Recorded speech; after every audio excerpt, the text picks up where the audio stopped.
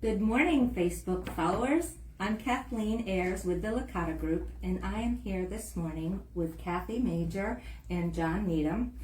They are here to talk about and spread awareness for the food pantry that they're opening. Well, it's already mobile, but they'll update you on that. They're affiliated with St. Patrick's Church in Fredericksburg off Ely's Ford Road. And I am going to start with Kathy to give us a little bit of history and background about Duffy's Pantry.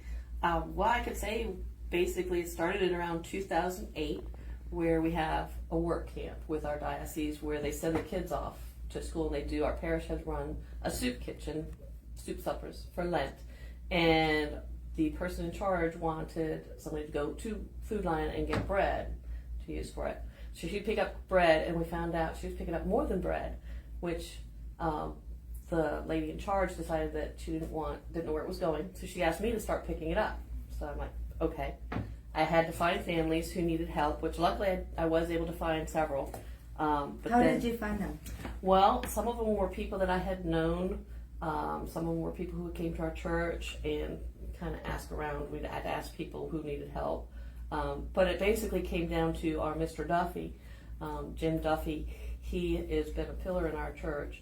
He would take food to families. He did a food drive at our parish the first of every month, and he would take it to families in need. He had specific families that he knew that needed help, and so when I started picking up the food, I turned to him because obviously he was one that was helping a lot of people, and he would meet me down at the Sheets, right down at the corner at 3 and 20, and I would give him the food, and he would take it to his family. Some of them worked at Sheets, so they were more working poor, people who had jobs but not enough to cover all their expenses.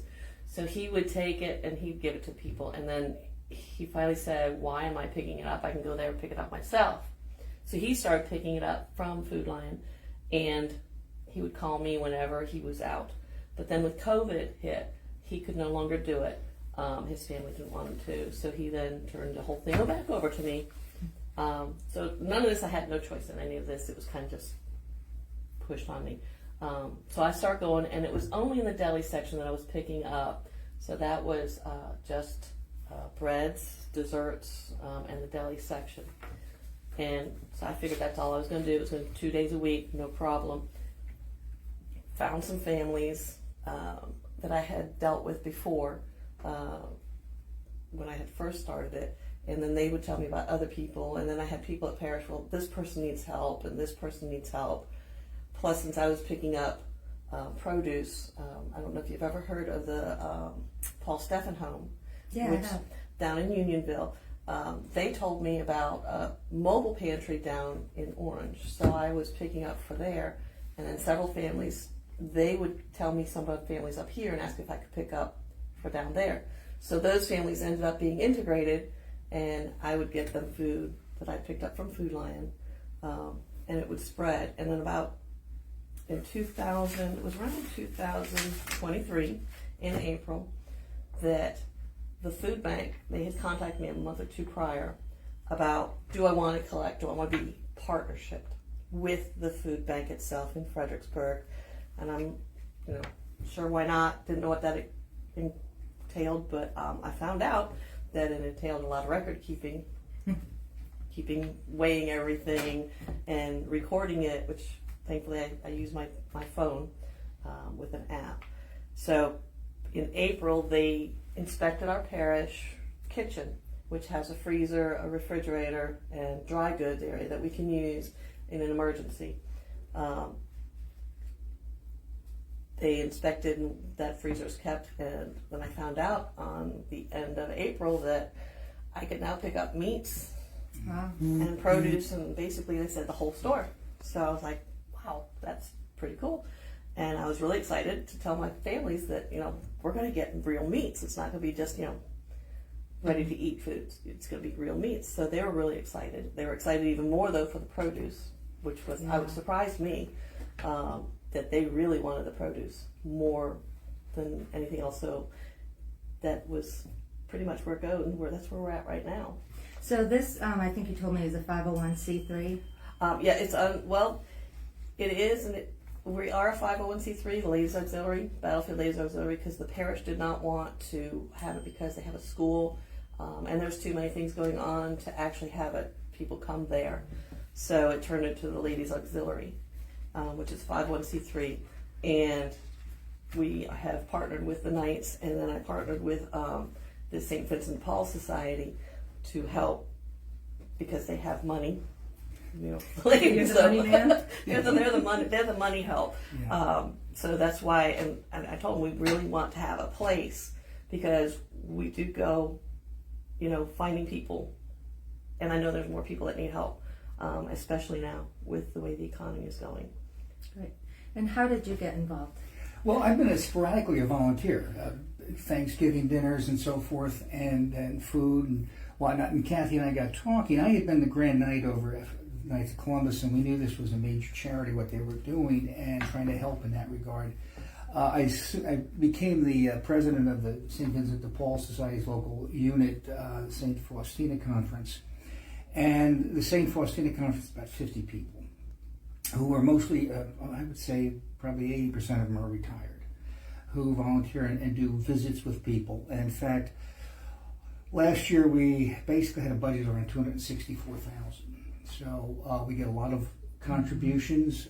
We typically, what we're helping are people who have utility needs, rent, and now also food. I mean, it's hunger is becoming a greater issue that we're finding as we make these visits. Because what we do is we try to meet with people, hear what their needs are, and what it might be initially a utility bill that needs to be paid. You find out they have a lot of other issues in medical and so forth. And we have a number of retired RNs who help these people with their medical issues in terms of getting them referred to and so forth. But what we wanted to do was to kind of support Kathy, and she was essentially basically using her garage to kind of sort the food and store it and whatnot before she could deliver it to dry goods. Mm-hmm. And so I guess it was to get a storage unit, and then through some very generous donors, we got shelving units and so forth. And you have about 20 volunteers. Yeah, I do. I have quite a few. We have 22 regular volunteers that help us on a monthly basis. And then we have what we call senior sponsors. It's a program we started. And then, some extras that do holiday. So, yes, we do. We got more that want to help, but because we're not in a physical place and it takes more, one scale, one pickup for the food, the dry goods and the food line food, they're separate kind of. Right. So do you service mostly just the Orange County area? And a little bit in Spotsylvania, yeah. Yeah, we have some people that come that are in Fredericksburg that will meet me at the church. So if you do get a permanent spot, instead of doing mobile, can people from other counties come to you for help? Mm-hmm. Okay. So what I'd really love to talk about is to ask everyone, what can they do to help? There's, I'm sure, tons of people out there that, after hearing the story would, love to participate, love to volunteer, love to contribute.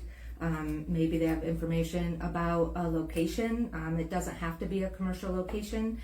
They're looking for a space that's about as big as a Subway, and preferably with a restroom. But it doesn't have to be commercial. It could be residential. Probably better if it's on a major road, to locate it. It would be easier to get in and out. Yes.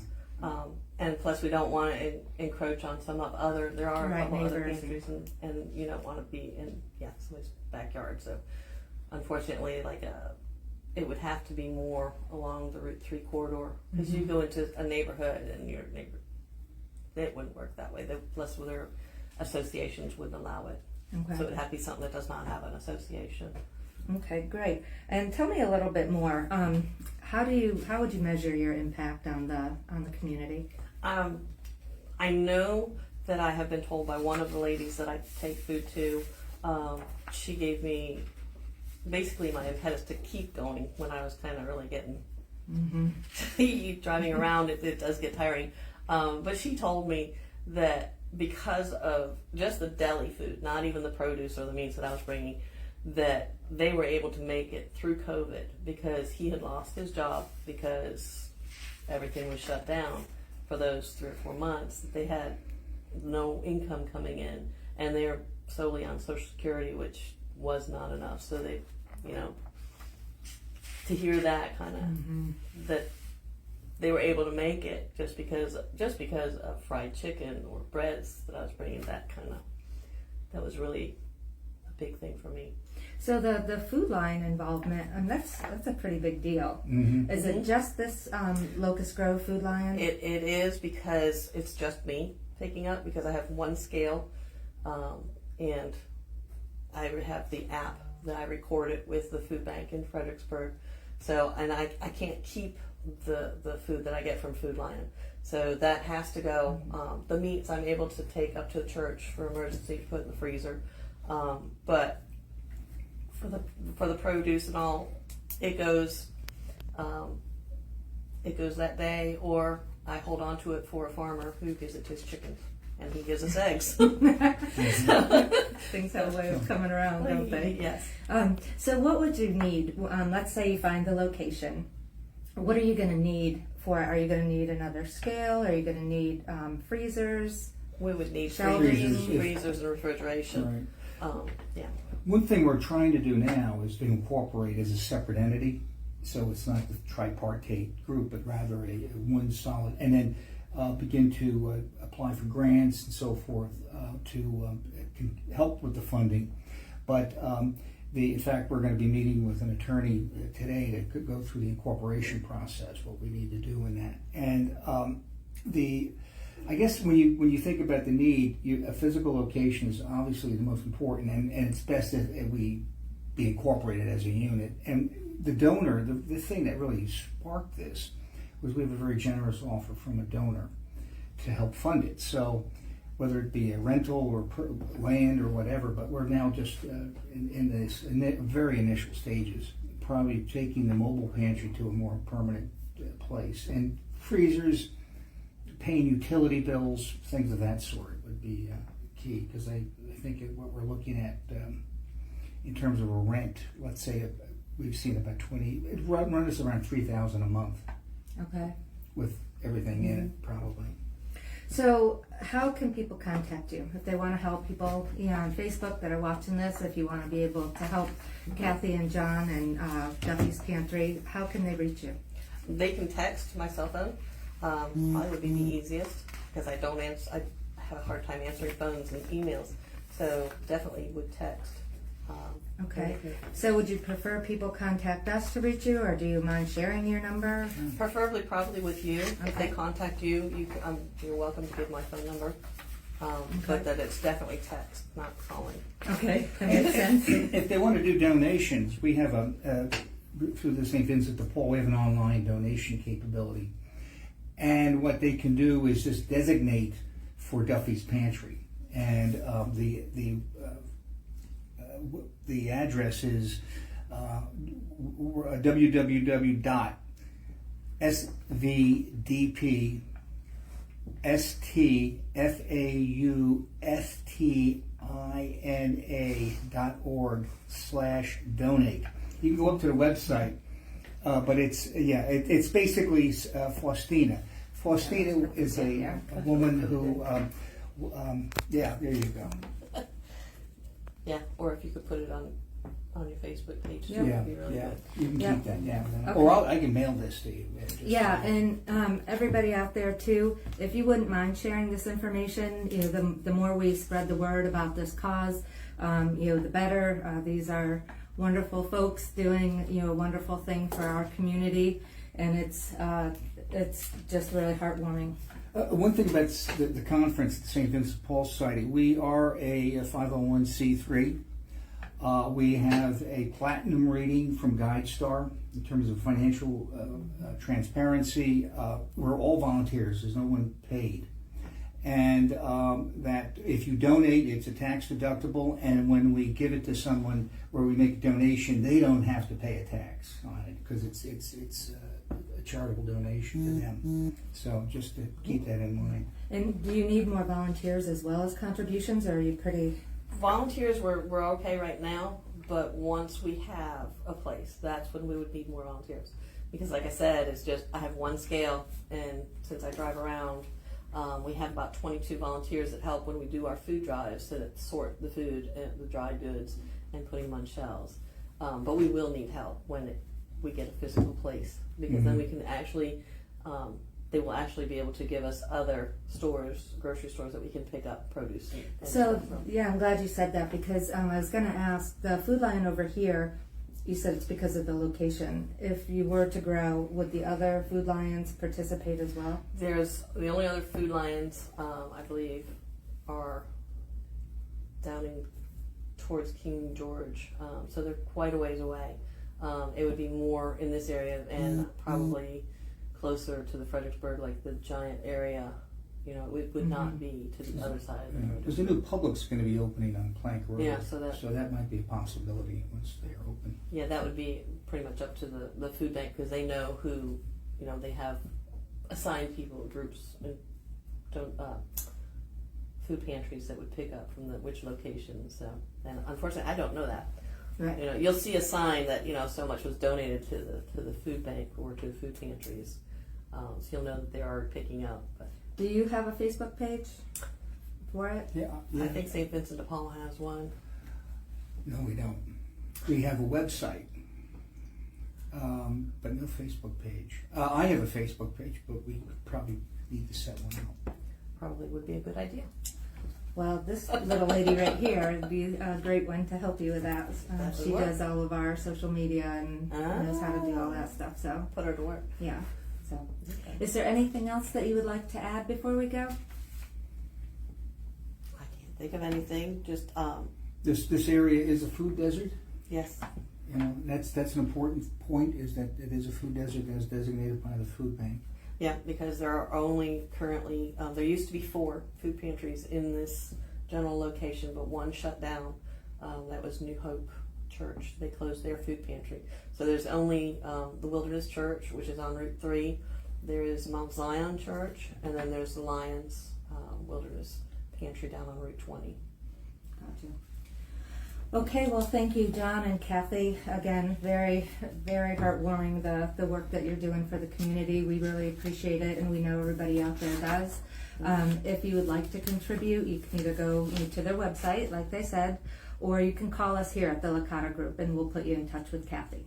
So thank you so much for watching, and we really appreciate it, and have a great day.